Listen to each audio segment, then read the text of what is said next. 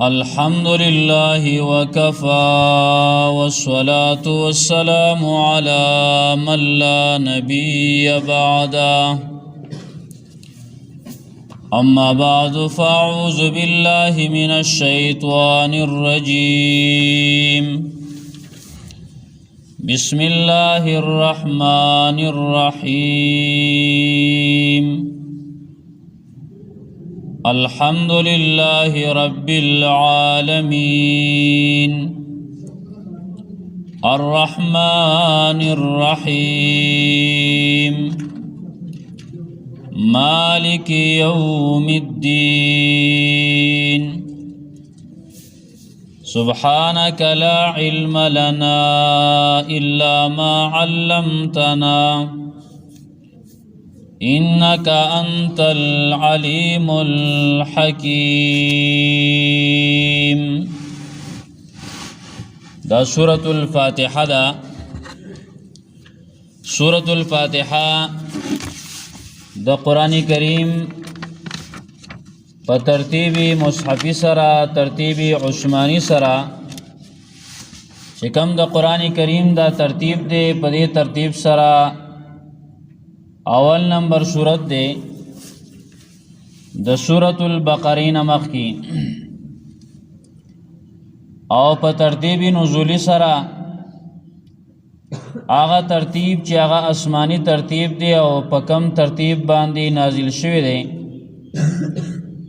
نو دا سورت پنځم نمبر سورت دی ورستو د سورت مدثر نه نازل شوی دی د دې نمخ کې څلور سورتونه نازل شوی دي او دا پنځم نمبر سورت دی د سورت المدثر نه ورستو نازل شوی دی دا هر سورت په ابتدا کې دا یو څو خبرې معلومول دا به ضروري د ټولو نه اولنۍ خبره چې دا سورت په کم ترتیب باندې سویم نمبر دی په ترتیبی مصحفی باندې سویم نمبر دی او په ترتیبی نزولی باندې سویم نمبر دی دویم دام معلومول پکار دی چې دا سورت مکی سورت دی که مدنی سورت دی ځکه قرآن کریم کی چې څومره سورتونه دي 114 نو په دې کې ځینې مکی دي ځینې مدني دي مکی او مدنیم پیژندل پکار دي مختلف تعریفونه علماء کرام کړی دي خو مختصر ده چې مکی سورت هغه ته ویل کیږي چې کوم د رسول الله صلی الله علیه وسلم د هجرت نه مخکې نازل شوی دي نبی علیہ الصلوۃ والسلام چې د مکې نه هجرت نو کړي مدینه ته دا غینه مخکې چې کوم نازل شوی دي نو هغه ته مکی سورتونه وایي او کم چې د هجرت نه وروسته نازل شوی دي نو هغه ته مدنی سورتونه وایي علماء کرام ذکر کوي معرفت المکی والمدنی لازم فی فهم القرآن چې مکی سورتونه او مدنی سورتونه پیژندل دا ډیر لازمی دي او ضروری دي په پوهیدلو د قرآن باندې چې انسان وایي چې زه په قرآن باندې پوه شم د قرآن علم ما ته نصیب شي نو هغه انسان له پکار دی چې دا مکی او مدنی او پیژني چې کم صورت مکی دی او کم مدنی دی ځکه وجه دا ده چې بعضې صورتونه مکی صورتونه نو پای کې به هغه مضمون ذکر شوی چې کم مضمون هغه د صبر سره تعلق ساتي دارنګې سختو مشکلاتو تکلیفونو سره دعوت زکا او ابتدا کی په مسلمانانو باندې تکلیفونه او سختي وی کړهونه د جهاد امر لانو راغله بیا مدنی سورتونه داسې دي چې پای کې احکامات ذکر شوي دي. مسلمانانو له الله رب العالمین یو خلافت ورکا، مسلمانانو ته یو ملک ملاو شو، نو احکامات پای کې بیا زیات دي. دغه شان چې کم اهم علم دی د ناسخ او د منسوخ، چې یاره پلان کې آیت منسوخ دی، پلان کې هغه د هغې ناسخ دی، نو دا معلومول په دې سره کېږي چې کله یو انسان دا وپېژني مکی صورتونه او مدني صورتونه، ځکه کم ناسخ چې نو هغه وروستو وي، منسوخ مخکې. دا به د هر صورت په اول کې موږ دا وایو چې ترتیب نزولی کې سویم دی، ترتیب مصحفي کې سویم دی، او دا به وایو چې دا مکی صورت دی او که مدني صورت دی. او د هر صورت په اول کې به ربط وایو، تعلق او رشتہ جوړ مناسبت، چې د دې صورت تعلق ربط جوړ او مناسبت د مخکې سره څه دی. نو سورة الفاتحه کې چونکې دغه نشته دی، د دې نه مخکې صورت په ترتیب سره نشته دی. دا کم ترتیب چې دا اوس زموږ مخې ته کم قرآن په کم ترتیب باندې پروت دی، د دې نه مخکې بل صورت نشته. او دا خبر هم یاد وساتئ، دا قرآن کریم چې څنګه زموږ مخې ته پروت دی، اول سورة الفاتحه ده، بیا سورة البقره ده، بیا سورة آل عمران دی، بیا سورة نساء، سورة مائده، سورة انعام، آخره پوری په دې ترتیب باندې په لوح محفوظ کې مو بر آسمانونو کې د الله رب العالمین په دربار کې په دغه ترتیب باندې و، خو چې نازل شوی دی نو په دې ترتیب نه دی. په نزول کې بیا لږ لږ نازل شوی دی، او نبی علیہ الصلوۃ والسلام با بیا صحابه ته ویل چې کم یو آیات به نازل شو، نبی علیہ الصلوۃ والسلام به دا پلان کی صورت سره کېده وای. یو صورت به نازل شو، نبی علیہ الصلوۃ والسلام به دا پلان کی صورت نمخ کی پلان کی صورت پسې کېده وای. حالانکه سورت فاتحه نمخ کی څلور سورتونه نازل شیو، او چون کی په 5 نمبر باندې ودا، خو بیام نبی علیہ الصلوۃ والسلام حکم وکړ دا په اول ځای کې کېده وای. او د دې مثال زموږ استادان داسې بیانوي، پنځپیر شیخ صاحب هغه د دې داسې مثال دی لکه یو ډاکټر دی، هغه ډاکټر هغه د هر څه علاج زده کړی دی، د سر د درد علاج هغه سره شته دی، دوايانې ایښودي، دغه شان د خېټې د درد، د تبي وغیره وغیره چې څومره مرضونه دي د هغه مرضونو دوايانې د ایښودي دي. خدای په ترتیب باندې ایښودي دي، لاول د معدې، بیا د سر، بیا د خېټې، او داسې دوايانې په ترتیب سره، ځکه پسې بیا وایي زه پسې بیا ونه کړېږم، په ترتیب باندې ایښودي. خو اوس یو مریض دله راغی، د هغه مریض په سر باندې درد دی، نو دی داسې نه کوي چې د سر نه لاول پې شروع وکړم او دله به لاول د معدې دا دوایي ورکړم، تورې دا پې چیک کړم، بیا دا بله، بیا دا بله، او یو دوایي به بېکار وکړي. داسې نه وي، بلکې دی فوراً د هغه معاینه وکړي، او چې کم مرضی نو که هغه دوایی په منځ کې پرته ده خو هغه راواخلي او د مریض لی ورکړي، که هغه دوایی په آخر سر کې پرته ده خو هغه دوایی راواخلي او د مریض لی ورکړي، د ده علاج په دې کې پروت دی. دغه شان قرآن کریم دا په دې ترتیب باندې په آسمانونو کې مو، خو چون کې په مخلوق کې چې کم مرض راته الله رب العالمین ته پته وه چې کم مرض به په مخلوق کې پیدا کېده، الله رب العالمین به د هغې موافق آیاتونه را لیږل. نو د دې وجې نه دا صورتونه دا په دې ترتیب باندې نه دي نازل شوي، په بعضې صورتونو کې آیاتونه وروستو نازل شوي دي، خو بیا وروستو نبی علیه الصلاة والسلام حکم کړل پلان کې ځای کې کېده وایي. او بیا دا د عثمان رضی الله تعالی عنہ په دور کې په دې طریقې سره جمع شوی دی، او چون کې امر د نبی علیه الصلاة والسلام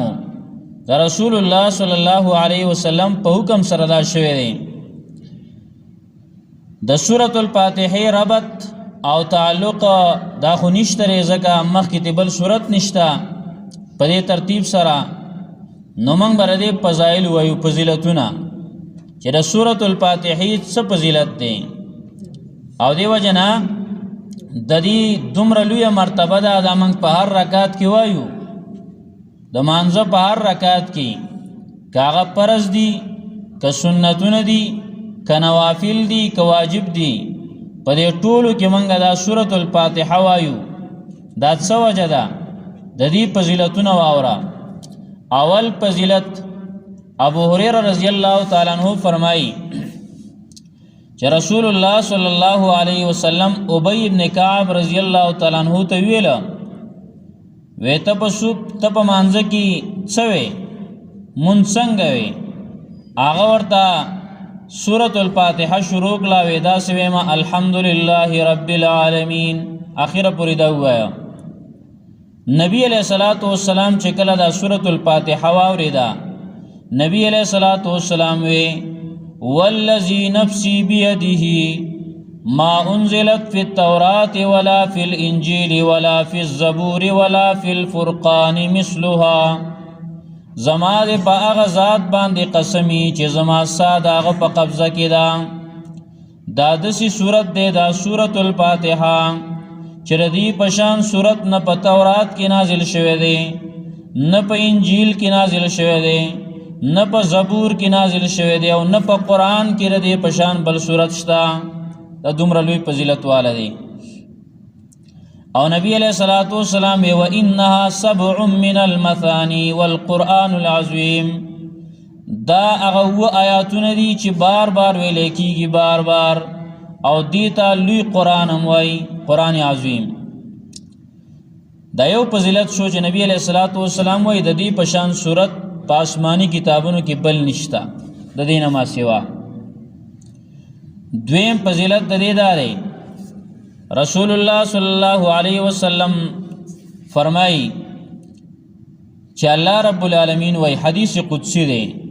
الله تبارک و تعالی فرمایي قسمت الصلاة بیني وبین عبدی نصفین، سورۃ الفاتحه زما او زما د بنده په منځ کې په نیمه باندې ده. دا هغه صورت دی چې الله د بنده سره نیم کړی دی، د بنده سره یې نیم کړی دی. او بیا الله رب العالمین وایي فاذا قال العبد الحمد لله رب العالمین، کله چې بنده الحمد لله رب العالمین وایي، قال الله تعالی حمدنی عبدی، الله تعالی ملائکو ته وایي اے ملائکو زما بنده زما حمد وایا. وَإِذَا قَالَ الرَّحْمَنِ الرَّحِيمُ، او کله چې دا بنده الرحمن الرحیم وایي، قال الله تعالی اثنى علی عبدی، زما بنده زما ثنا ویلا. وَإِذَا قَالَ مالک یوم الدین، او کله چې بنده مالک یوم الدین وایي، نو الله تعالی وایي فوض الی عبدی، زما بنده ما ته ځان وسپاره. او فاذا قال اياك نعبد واياك نستعين،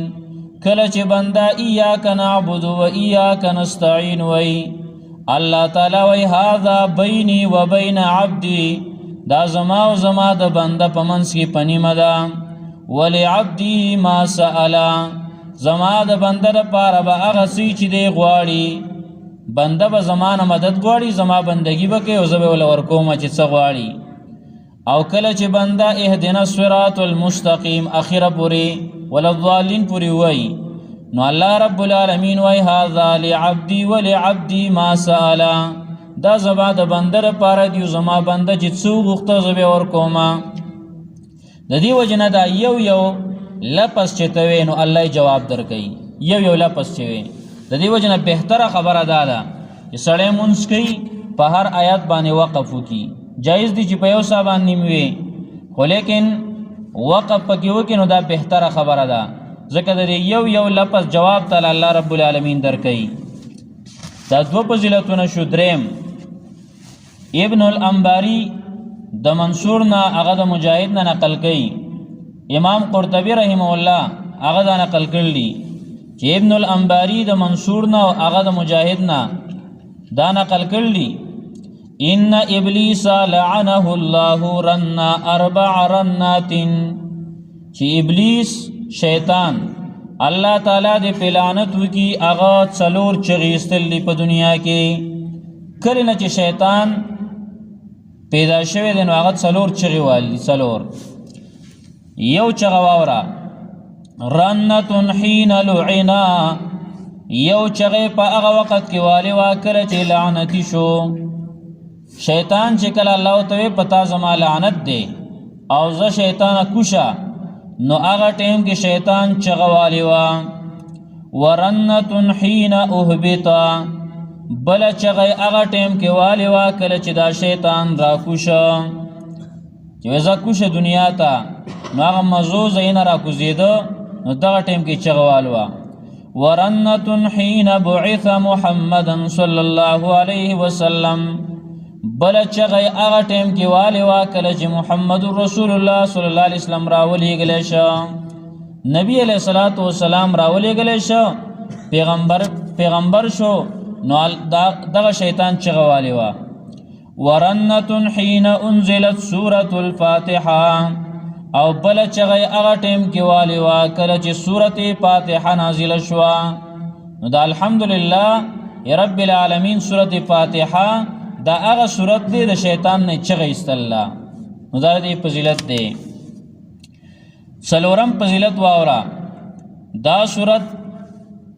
د قرآن په ځای باندې کار ورکي په مانځ کې خو کچرتا دا سورۃ دا دی ونه وای او ټول قرآن دی وای نو هغه ټول قرآن د هغه ځای نشي پورا کولای لکه مثال په تور باندې یو سړی دا څه وکړه چې سورۃ فاتحه ویل الحمدلله رب العالمین وللضالین امین پوری او دې خکته شو نو علماء کرام ذکر کوي چې دا انسان لکه ډک رکاتو د پکې صرف سورۃ فاتحه ویلا سورۃ ونه وایا نور د قرآن سے حصے ونه ویلا نو ردمون کیږي خدای به سجده ساوا کوي سجده ساوا وږي مونږ وشه خو بل طرف ته واخلا کچرتا یو انسان د ټول قرآن وایا الف لام میم نوالا د والناس پوری خو سورۃ الفاتحه ونه ویلا نو تمام علما په اتفاق سره د منځونه شو د منځ نه شوی بعض علما هغه ورته واجب وای سورۃ الفاتحه ته واجب وای نو واجب چې پاتې شي بیا هم دغه انسان د منځ کی واجب الاعاده بیا راګرځي او دارنګ بعض خو ته فرض وای نو چې فرض پرې خودنو د منځ بیا مونږ شو نو ردی وجنا ټول قران کریم دی لوستل دی خو سورۃ فاتحه دی نه دی ویل نو هغه مونستا کامل نه دی پورا نه دی د دې وجنا دا د لوی فضیلت دی دغه شان رسول الله صلی الله علیه وسلم فرمایي پنځم فضیلت نبی علیہ الصلوۃ والسلام فرمایي فی فاتحه الكتاب شفاء من کل داء پس سورۃ فاتحه کې د هر مرض د پاره شفا پرته ده څومره مرضونه چې دي د هغه مرضونو علاج په سورۃ الفاتحه کې دی او بیا احادیثو کې واقع راغله صحابه کرام هغه په یو سفر باندې تلل یو سفر باندې روانو په لاره کې یو کس رامنډې والی وی زمنګ مشر زمنګ ملک صاحب زمنګ بادشاہ هغه لړم چې چلے دی یا مار چې چلے دی او دمې کوي پای کې صحابه کرامو هغه سړی هغه لپاره دم وکا او صحابه چې کم مشرو ابو سعید خدری رضی الله تعالی عنہ تقریبا هغه ورله دم وکا سورۃ فاتحه پی ویلا هغه سړی روغ شو او بیا صحابه داغه نه څلويخ بيزي په دی باندې واغستی 40 بيزي داغه نه واغستلې دا یو وجه خدا وا چې صحابه دغه کلی باندې راتلنو هغه ته د روټي مطالبه ته کړي وا میل مستیار لاو کوي ځکه وګی شیو پاغلار باندې راغله هغه د میل مستیانه انکار کړو نو دای ته زجرن د رټنې دپاره چې هغې ته زور ورسي نو د هغې نه 40 بیزې او ګډې په هغې باندې واخیستلې او بل د دې نه دا مسله معلومه شوه په دم باندې پیسې اخیستل بالکل جایز دي او صحیح دي او څومره ډېرې نو ښې دي هغه اخیستلی شي صحابه کرامو دا 40 ګډې بیزې بیا چې کله راوستې نبی علیه الصلاة والسلام هلته ګورن تقسیم یې نه کړې ځکه هغې شک پیدا شه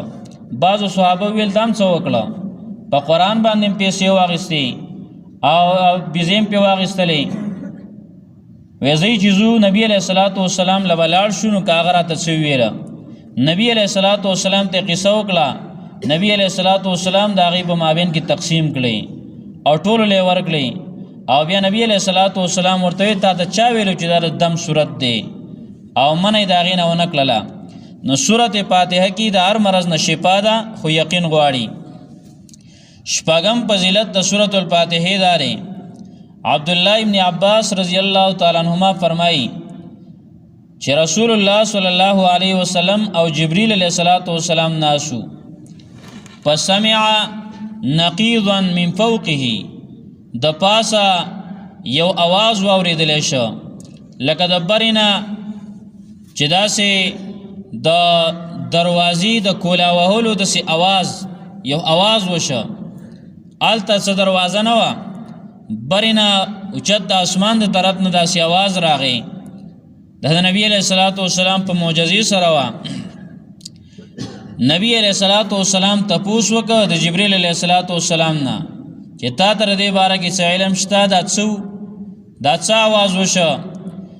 جبریل علیه الصلاة والسلام ورته وایي هذا باب من السماء فتح اليوم دا د اسمان یو دروازه وه نن کولاو شوه دا د اسمان یو دروازه وه نن کولاو شوه لم یفتح قطو د دې نه مخکې دا چرته هم نه وه کولاو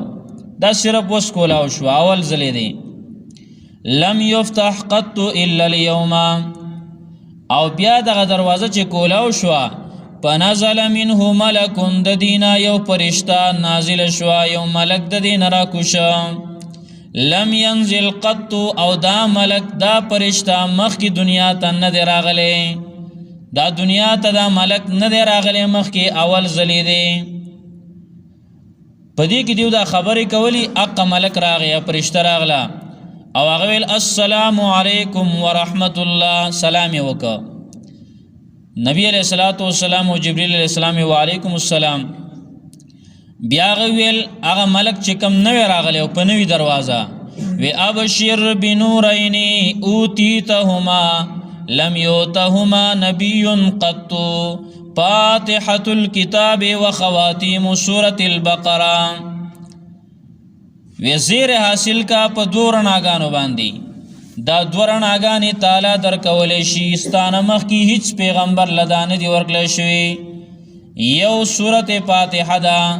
او بل د سورت بقرې آخرني آیاتونه دي د سورې بقرې آخرني آیاتونه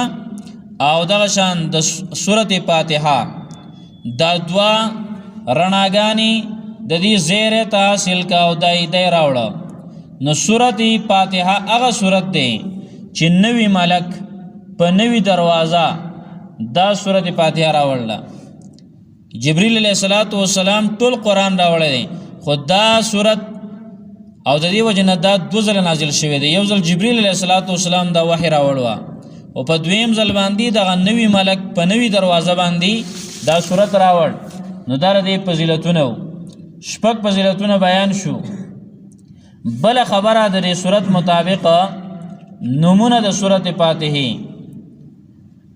وګوره دا سورت ډېر لوی دی او ټول علمونه په دې کې راجمع شوي دي وروسته به تاسو واورئ نو د دې وجې نه د ټولو نه زیات هغه تفسیر هغه دی قرآن کریم نورم د الله رب العالمین لوی کتاب دی خو سورت فاتحه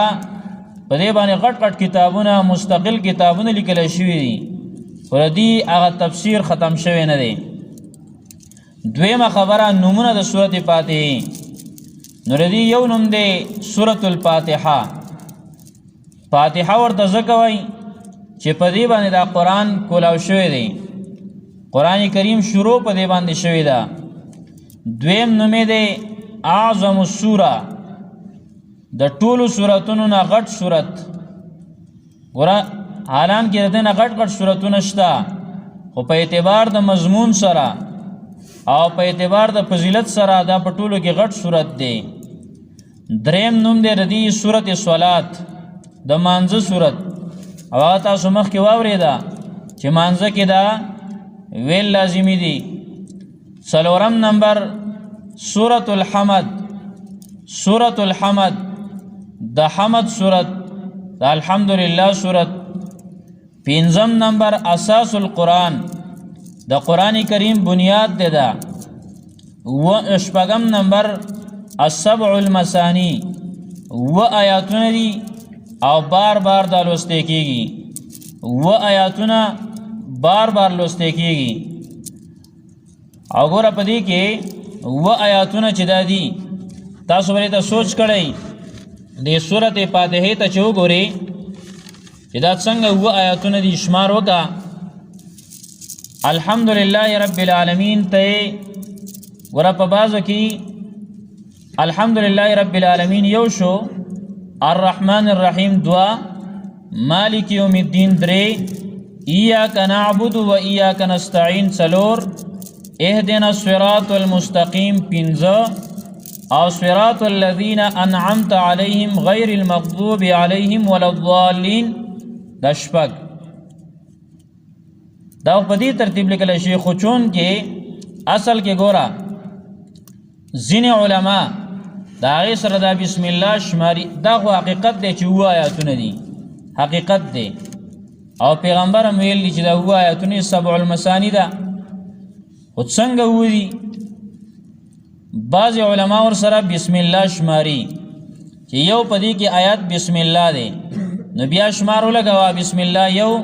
الحمدلله رب العالمین دوا، الرحمن الرحیم درې، او مالک یوم الدین څلور، پنځه شپږ اووه. په دې ترتیب هم پوره شو. او کم چې وایي نه بسم الله جدا ده، ځکه هغه د هر صورت په اول کې ده بسم الله، د دې صورت پورې خاص نه ده. نو بیا هم دا اووه شمارل دي، یو الحمدلله رب العالمین، دویم الرحمن الرحیم، دریم مالک یوم الدین، څلورم ایاک نعبد و ایاک نستعین، پنځم اهدنا الصراط المستقیم، او شپږم صراط الذین انعمت علیهم. دا یو آیات بشي. اوم نمبر غیر المغضوب علیهم ولا الضالین، دا و آیاتونه دي. نو دی بل نوم دی السبع المثانی، و آیاتونه دي او بار بار ویل کیږي په هر رکعت کې. وم نوم دی القرآن العظیم، لوی قرآن دی. اتم نوم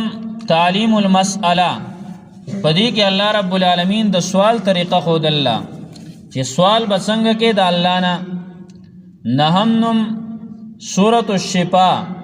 پدې کې شفا پرته ده د مرضونو نه. لسم نوم سورۃ الشکر، د شکر طریقه ده. یولسم سورۃ التفویض، پدې کې بنده الله ته ځان حواله کوي، سپاری ځان الله ته، نو سورۃ تفویض. دولسم نوم سورۃ الرقیہ، د دم سورۃ. او دیارلسم نوم سورۃ الکافیہ، چې دا کافی کیږي په مانځه کې، او د دې په ځای باندې بل څه نه کافی کیږي. څوارلسم نوم سورۃ الوافیہ، پنځلسم نوم سورۃ المناجات، شپاړسم نوم سورۃ الواقعہ، اولسم نوم ام القرآن، د قرآن اصل. اتلسم نوم ام الکتاب، د دې کتاب اصل. نورم ډیر نومونه دي، خدا سورۃ د دې باره کې د دې فضیلت باره کې یو بل خبرم. حسن بصری رحمه الله فرمایي چې الله تبارک وتعالی 104 کتابونه نازل کړل، یو سل څلور.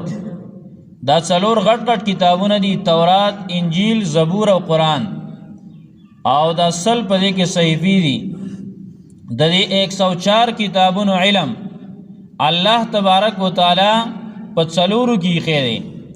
په دې څلورو غټو غټو کتابونو کې الله د دې سلو صحیفو د علم خیره او د دې څلورو کتابونو د علم الله تبارک وتعالی په قرآن کې خیره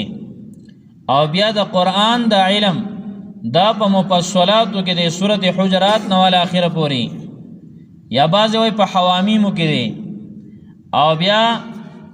داغي علم په سورۃ الفاتحه کې پروت دی نو سورۃ الفاتحه د قرآن او د پخوانو ټولو کتابونو خلاصه ده داغي نچوړ دی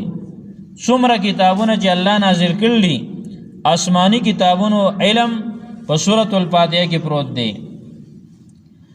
بل خبره درېمه خبره د دې سورۃ موافقه وجر تقدیم د دې سورۃ چې دا سورۃ ولې مخکې شوې ده څه وجه ده دا اهمه خبره ده چې ګوره 5م نمبر دی په ترتیبی نزولی کې د اسمان نه راغلی 5م نمبر دی او په دې ترتیب سره چې قرآن زموږ مخې ته پروت دی په دې کې اول نمبر دی دا ولې نو ردی مختلف وجه دي خو یو وجه دا غي نه وایو او دا ډېره بهترینه وجه ده هغه دا ده چې چون کې قرآن کریم په اعتبار د مضامینو سره څلور حصې دي څلور حصې قرآن دی اوله حصہ د ابتدا نه واخله د سورۃ انعام پورې الحمدلله رب العالمین د دې نه واخله د سورۃ انعام پورې نو دا ګوره 15 سورتونه شو 15 سورتونه شو سورۃ فاتحه او سورۃ بقره سورۃ آل عمران سورۃ نساء او سورۃ مائده دا 15 سورتونه دي پدې کې مسله دا غټه مسله ګوره پدې کې نور ډېرې خبرې وای خو د ټولو نه لویه مسله پدې کې دا چې خالق لكل شیء هو الله او پکار دا چې دا خلاصه هر چاته یادې د قرآن اوله حصہ د ابتدا نه واخله د سورۃ انعام پورې پدې کې 15 سورتونه دي او پدې کې مسله غټه مسله دار چې خالق لكل شیء هو الله د هر شی پیدا کون کې یو الله دی بس ټوله مسله برازي دی خبرې لا دا به غټه مسله ده دویمه حصہ د سورۃ انعام نه واخله د سورۃ کهف پورې ده پدې کې تشمار وکي نو 12 سورتونه پدې کې دي 12 او پدې کې مسله ده مربی لكل شیء هو الله دا هر شی تربیت کون کې او پالون کې یو الله دی بیا درېمه حصہ د سورۃ کهف نواله د سورۃ سبا پورې پدې چې حساب ولګي 14 سورتونه دي پدې کې کهف نواله سبا پورې او پدې کې مسله ده مبارک فی کل شیء هو الله په هر شي کې برکت اچون کې یو الله دی څلورمه حصہ د سورۃ سبا نواله اخر د قرآن پوری او پدې کې 81 سورتونه دی یو اتیا پدې کې مسله د قیامت ده او دا خبره ده چې په الله څوک زورور نشته د قیامت مسله او په الله څوک زورور نشته دا دوه خبرې دي پدې کې هر یو حصہ شروع شوی د په الحمدلله سره اولنی حصہ خو ګوره الحمدلله رب العالمین دویمه حصہ سورۃ انعام ته ګوره الحمدلله پاول کې سورۃ کهف پاول کې الحمدلله او د سورۃ سبا پاول کې هم الحمدلله وس دغه مسلې چې دا په دې څلورو حصو کې دي چې د هر شي پیدا کون کې الله د هر شي پالون کې الله او دغه شان پارشي کې برکت اچون کې الله او د قیامت مسله دا څلور وانه په دې سورۃ فاتحه کې شته څلور وانه مسلې لکه دا خالقیت مسله په الحمدلله کې دا الحمدلله ټول صفاتونه د خدای توب الله لره دي نو د خدای توب صفت دار پیدا کول نو خالق لكل شیء هو الله پیدا کون کې یو الله دی دویمه مسله او هغه دا وا چې د هر شي تربیت کون کې او پالون کې یو الله دی نو هغه پر رب العالمین کې رب العالمین چې پالون کې د مخلوقات دی د هر شي پالون کې الله تبارک و تعالی دی. نو دا ذکر شوه دغه رب العالمین کې ذکر شوه. دویمه مسله. دریمه د برکت مسله چې مبارک فی کل شیء هو الله، پار یو شي کې برکت اچون کې الله دی. نو هغه مسله ذکر شوې ده په الرحمن الرحیم کې. او څلورمه مسله د قیامت مسله، نو په مالک یوم الدین کې ذکر ده. نو ګوره د دې وجنا سورۃ فاتحه په دې ټول قرآن باندې مخکې شوه. د هغې وجه دا ده چې په دې کې دا ټول علم را جمع شوی دی. نو دا د سورۃ فاتحې د هغې د مخکې والي وجه وه چې سورۃ فاتحه ولې مخکې شوه. بله خبره په دې کې د دې سورت خلاصه، او دا خلاصه په هر صورت کې به دا خبرې کېږي انشاءالله تعالی چې د سورت فاتحه خلاصه څه ده. په دې کې الله رب العالمین موږ او تاسو ته څه وایي. نو اولنۍ خبره په دې کې به بیانېږي داور توحید چې دا د ټول قرآن موضوع ده. ټول قرآن مقصد ګورې دی د الله یووالی، چې الله یو ومنلی شي. ګوره که ستاسو خیال یې که نه د یو تقریر څوک کوي بیان کوي، نو د هغه یو موضوع وي، هغه په یو موضوع باندې بحث کوي، یو مقصد وي. لکه څوک بیان کوي د هغه مقصد دی مرګ را یادول خلکو ته. څوک بیان کوي د هغه مقصد چې خلک په ذکر باندې راوړي. څوک بیان کوي مقصد دی خلک جهاد طرف ته شوق پیدا شي. څوک بیان کوي په دې نیت باندې او د هغه مقصد په دې بیان کې دی چې تبلیغ کې خلک وځي. څوک بیان کوي چې را خلق چانده کې تعاون وکړي. د هر بیان یو مقصدی خبر عزیزی او عقل راځي، بس نورم پکې خبري وشي بیا چې اخره کې خبر راغونډي اقا موضوع راځي. نو دسی دا ټول قرآن د الله یو تقریر دی، او د دې تقریر موضوع دا چې الله یو غنل، الله یو منل. که جهاد دیم درې د پاره، که تبلیغ دیم درې د پاره، څه چی دي څومره عبادات چې دي د دې لپاره چې الله یو ومنلی شي. نو توحید دا ضروري دی. دغه په سورۃ فاتحه کې شته داور توحید په الحمدلله سره به ذکر شي. بیا په دې باندې درې دلایل دي. یو دلیل داره رب العالمین، تو ګوره الحمدلله ټول صفتونه د خدای توب خاص الله لره دي. ولی یو دلیل داره رب العالمین زکا چې پالون کې د مخلوقات دی. نو دویم دلیل الرحمن الرحیم زکا چې عام مهربان دی او خاص مهربان دی. نو دریم دلیل مالک یوم الدین زکا چې واکدار او اختیارمند د ورځې د قیامت دی. دا درې دلایل به ذکر شي په دغه دعوه باندې. بیا دریمه خبره ثمره او نتیجه د دې دلایلو چې د دې ثمره بیا څه ده، د دې نتیجه څه ده چې الله داسې الله دی چې ټول صفتونه د خدای توب هغه لره دي، ځکه رب العالمین دی، مالک یوم الدین دی، رحمان او رحیم دی. نو بنده له څه کول پکار دي؟ نو ایاک نعبد و ایاک نستعین، خاص تا بندگی کو الله او خاص تا نه مدد غواړو. د ثمره او نتیجه شوه. او بیا دعا د استقامت څلورمه خبره په دې صورت کې، دعا د استقامت په دغه مسله اهدنا الصراط المستقیم. او پنځمه خبره په دې صورت کې ذکر د دریو ډلو، یو انعام والا او دویم غضب والا او دریم زوالین. دا پنځه خبرې په دې صورت کې دا بیانېږي. نو دا د صورت د هغې نه مخکې چې کومې خبرې وي دا وشولې. د دې صورت دعوه څه ده؟ نو هغه دغه ده الحمدلله، چې عبادت د یو الله وکړل شي، ټول صفتونه د خدای توب خاص الله لره دي. بیا یو بله مسله دام ضروري ده چې ګوره قرآن کریم چې کله موږ شروع کوو نو د هغې نه مخکې موږ اعوذ بالله وایو. اعوذ بالله من الشیطان الرجیم دا د قرآن کریم د شروع کولو نه مخکې دا ویل سنت دی. امام احمد ابن حنبل رحمه الله ورته فرض هم ویل دي چې فرض دي، ځکه هغې وجه دا ده چې الله رب العالمین حکم کړی دی.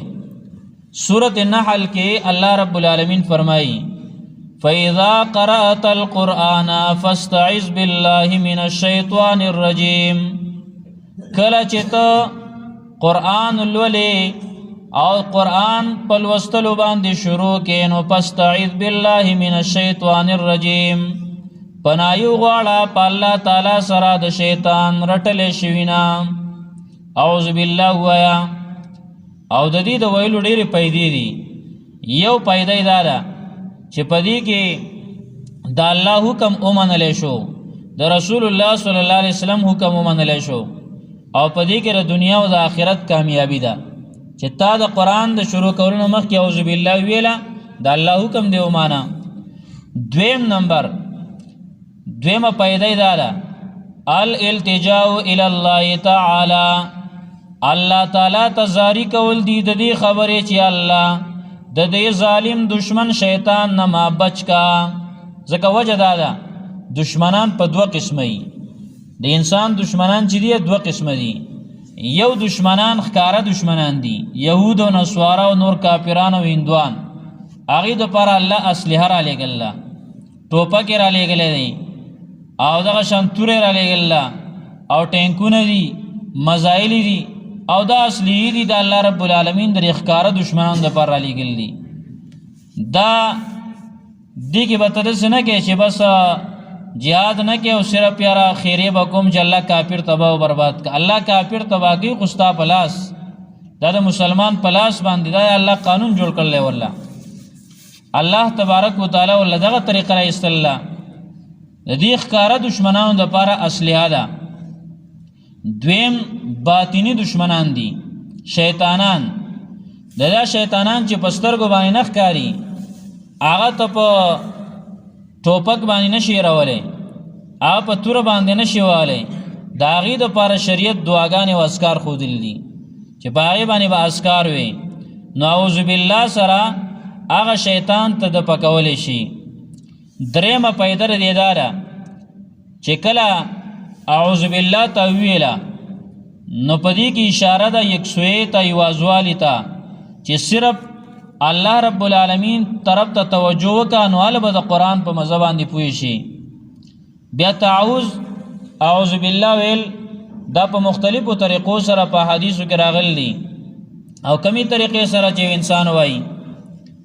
لکه 4 قسمه الفاظ په حدیثو کې راغلی دي یو طریقې سره دا چې انسان داسې وایي اعوذ بالله السمیع العلیم من الشیطان الرجیم من نفخه ونفثه وهمزه دا الفاظ دی طریقې سره اعوذ بالله ویلی شي معنی ګوره دا ده اعوذ بالله زه پناه غواړم په الله تعالی سره السمیع العلیم چې اورېدونکی او علم والا ذات دی من الشیطان الرجیم د شیطان رټلی شوي نه من نفخه د شیطان د پوکي نه ونفسه او د شیطان د چوپ نه وهمزه او د شیطان د وسوسې نه د دې نه پناهي غواړم دویمه طریقه دا ده چې داسې ووایي اعوذ بالله من الشیطان الرجیم من نفخه ونفسه وهمزه لک لک فرق دی اعوذ بالله من الشیطان الرجیم من نفخه ونفثه وهمزه درېیمه طریقه یې دا ده چې اعوذ بالله السمیع العلیم من الشیطان الرجیم بس څلورمه طریقه چې موږ کوم عام وایو اعوذ بالله من الشیطان الرجیم دا څلورو طریقو سره په حدیثو کې دا ښودلی شوې ده د دې نه علاوه د قرآن کریم نه علاوه په نورو ځایونو کې هم دا ویلی شي او شریعت حکم کړی دی چې دا وایي هلته به اعوذ بالله وی لکه د وسوسې په وخت کې تاله وسوسه راغله زړه ته یو غلط سوچ درغی نو دغه ټایم کې څه ووایه اعوذ بالله من الشیطان الرجیم غلط سوچ درغی وسوسه ته د شیطان واچوله دویم نمبر د غوسه کېدو په وخت کې چې کله غوسه شي نو دغه وخت کې نبی علیه الصلاة والسلام وایي دا کلمه ووایه اعوذ بالله من الشیطان الرجیم د دې وجه نه د نبی علیه الصلاة والسلام په مخامخ یو دو کسانو جګړه کوله او دومره دا غوسه شوي چې رنګونه تک سره او دا رګونه پړسېدلي وو داسې د غوسې نه کله کله یو انسان له غوسه ورشي ډېره خطرناکه نو دا رګونه پړسېدلي وو د غوسې نه نبی علیہ الصلوۃ والسلام یې ما ته داسې یو کلمه یاد ده که دی هغه ویله نو دا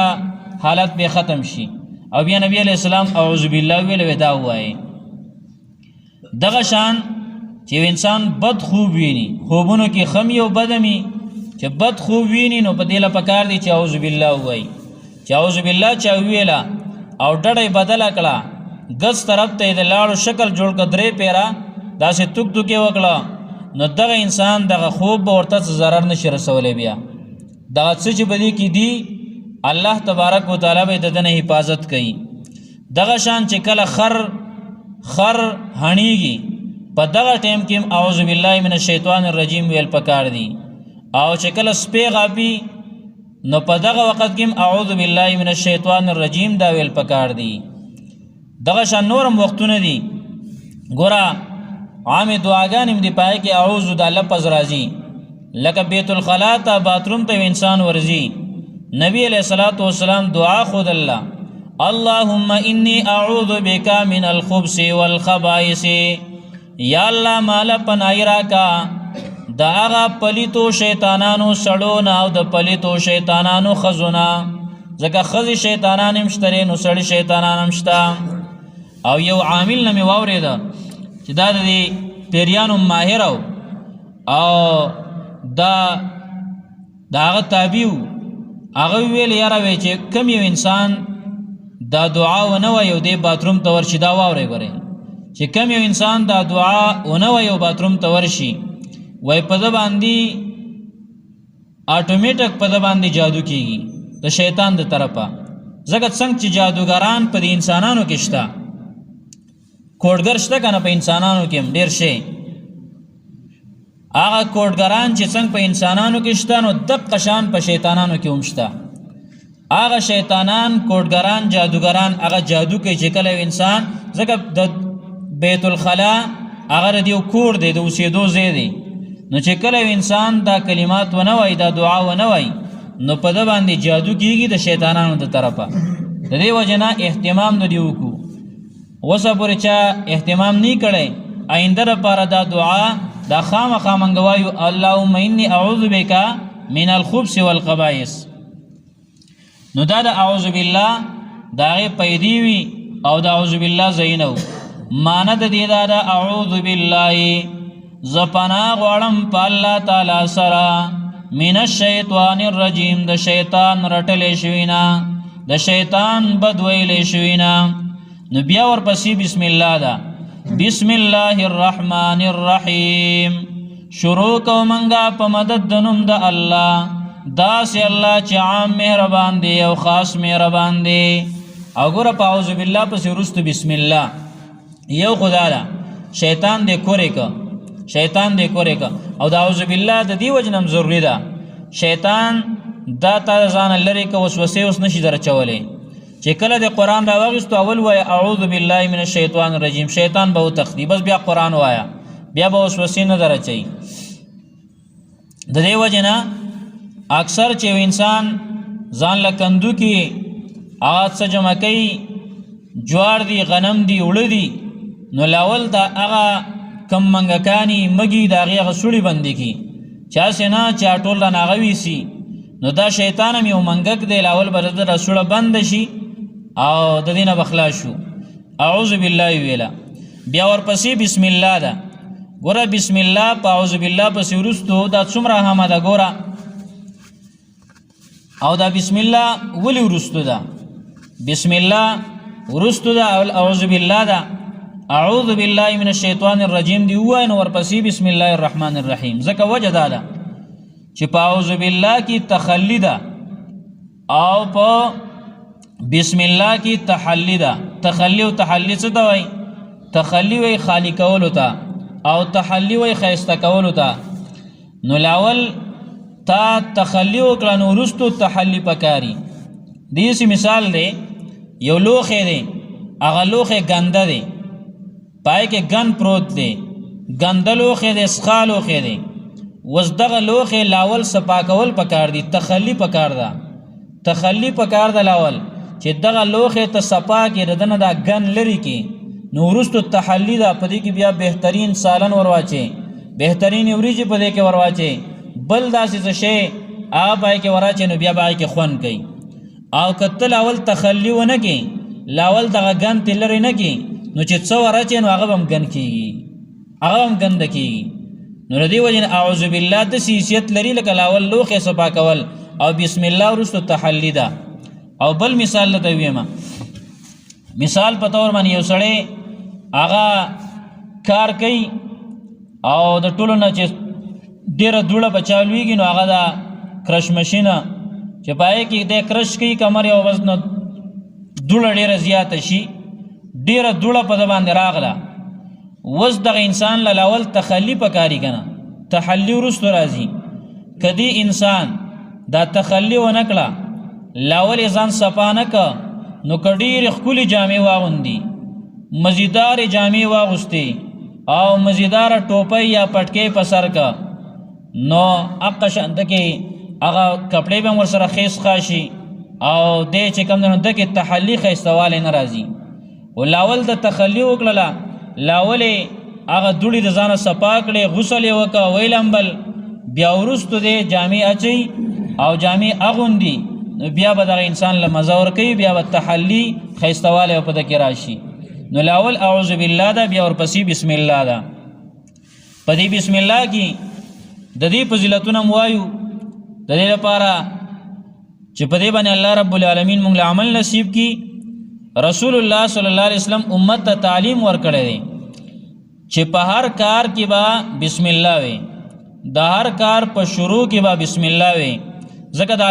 د الله رب العالمین نوم برکتی دی ته برکتی شي ورسره. نبی علیہ الصلوۃ والسلام ویل دی وکل امر ذی بال لا یبدأ ببسم الله فهو اقطع واجزم چې کم یو اهم کار په بسم الله سره شروع نشي نو هغه به لنډې بوچي هغه لنډې بوچي هغه کار کې او برکت نه وي. بل فضیلت د دې دارې عبدالله ابن مسعود رضی الله تعالی عنہ فرمایي ومن اراد ان ينجيه الله من الزبانية 19 فليقرأ بسم الله الرحمن الرحيم.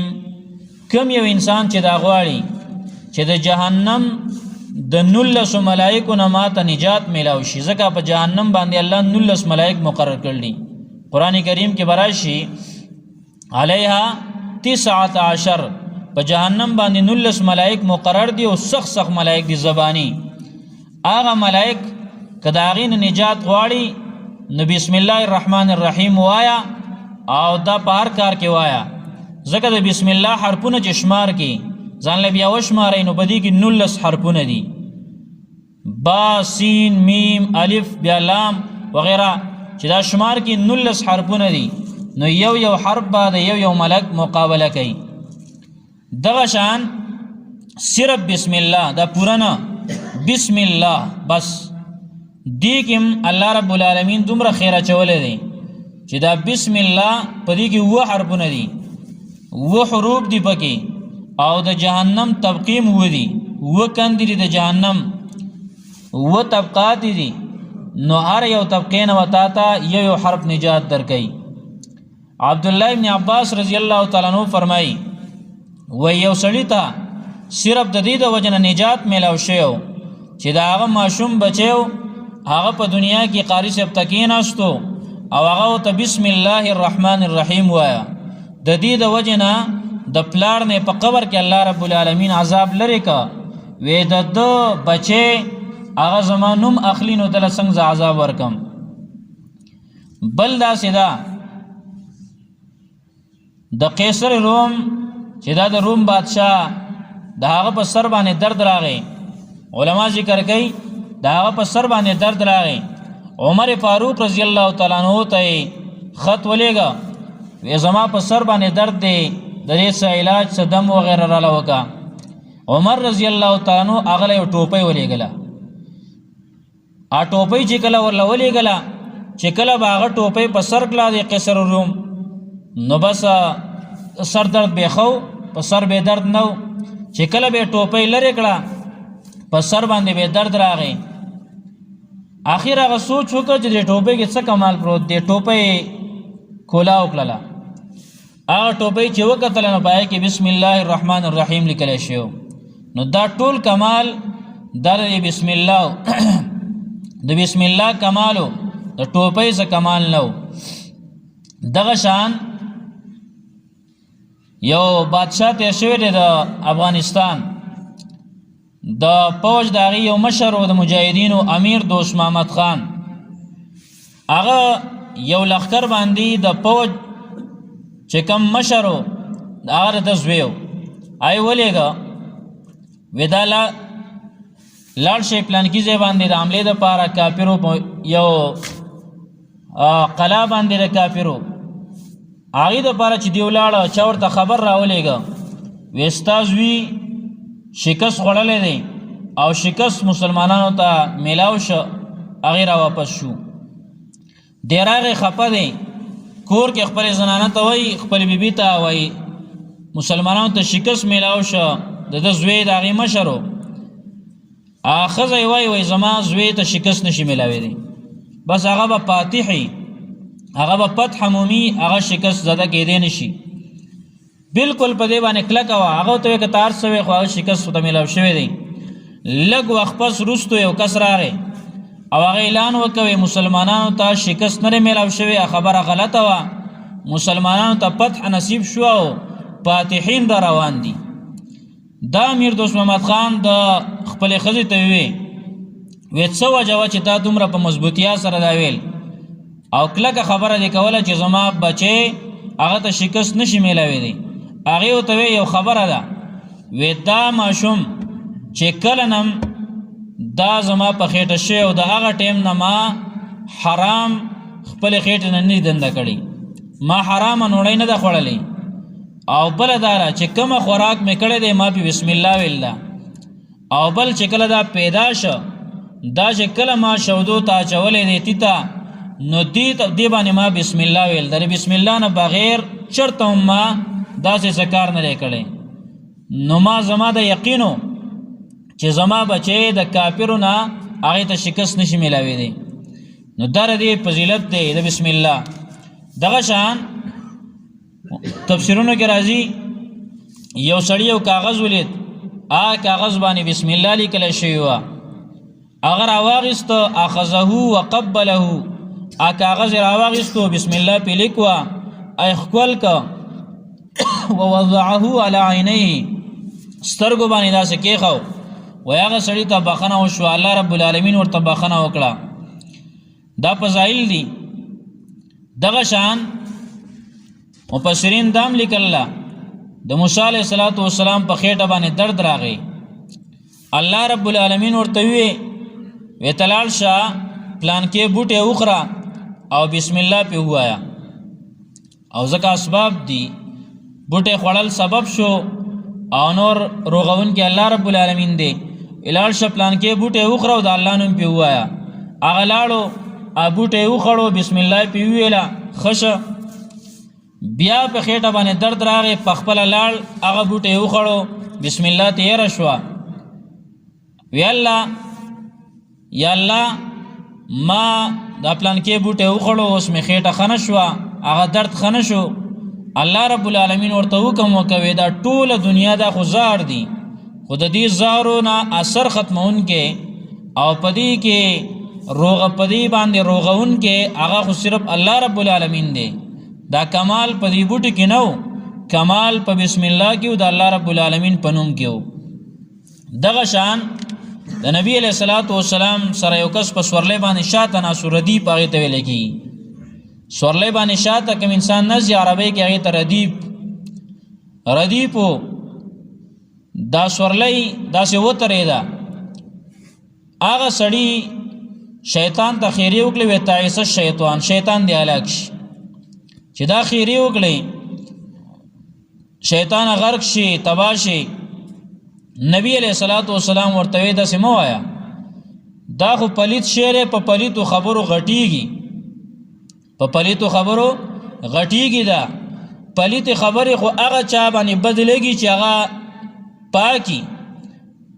او دا خبیث شعر خبیث خبرې ته څومره کېږي نو دا ښه غټیږي په ده باندې بسم الله وایه چې بسم الله څوک وایي نو په دې سره شیطان وړوکی کېږي او دومره وړوکی شي چې تر دې چې دنه مچ جوړ شي د مچ په شان د کې دا وړوکی شي. دغه شان نبی علیہ الصلوۃ والسلام آدم ویلی چې کله تاسو اودس کوئ نو بسم الله وایي او چې کله یو انسان بسم الله وایي نو دا اودس د ختمېدو پورې الله تبارک وتعالی د دنیا کې لیکي. خو لنډه دا ده چې د هر کار نه مخکې بسم الله ویل دا یو لوی شان لري او بسم الله سره پای کې ډېر لوی پیدا دي. کور ته یو انسان ځي چې کوم یو انسان د بسم الله ویل او سلام یې وکړه بسم الله ویل چې کله د دروازه کې ورته بسم الله الرحمن الرحیم یا کوم دعا چې د خپل د کور د داخلي ده هغه دعا ویل او دارنګې د کور ته ورننه وته یا بسم الله صرف د الفاظ ویل بسم الله بیا هم ټیک ده او کور ته ورغه او سلام وکړه په خلکو باندې نو دغه انسان د کور کې شیطانان نشي پاتې کېدی. وای دا مشر شیطان دا دی وړو شیطانانو ته وای زی خپل کړه بس وړي لا مبیت لکم ولا عشاء نه په دې ځای کې ستاسو د شپې ځای شته او نه ستاسو لپاره د ماسخوتن روټۍ شته. زبل ځای کې غم کوئ بس یو سړی سې کوئ چې بسم الله تیاره شوي په هغې ورځئ. خلک وایي په رزق کې برکت نشته نو څه به کې وشي ټول شیطانان خوري. څو شیطانان مړی ځان سه دا خو ډېر شی دي ډېر شیطان یوازې ته خو خوراک نه کوې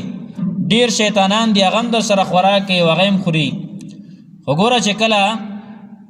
یو انسان بسم الله ویله